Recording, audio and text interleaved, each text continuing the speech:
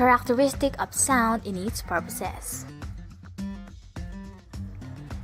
Volume, tone, pitch, loudness. Those are the four characteristics of sound. Volume refers to the intensity of a sound.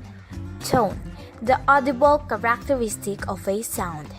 Pitch is how high or low a sound is. Loudness refers to the magnitude of the sound heard.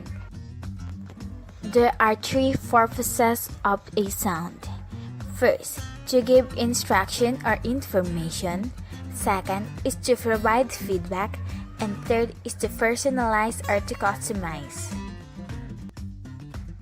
There are four audiophile formats, which are MP3, M4A, WAV, and WMA.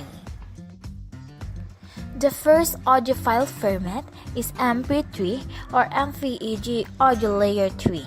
It is a common format for the consumer audio, as well as a standard of digital audio compression for the transfer and playback of music on most digital audio players.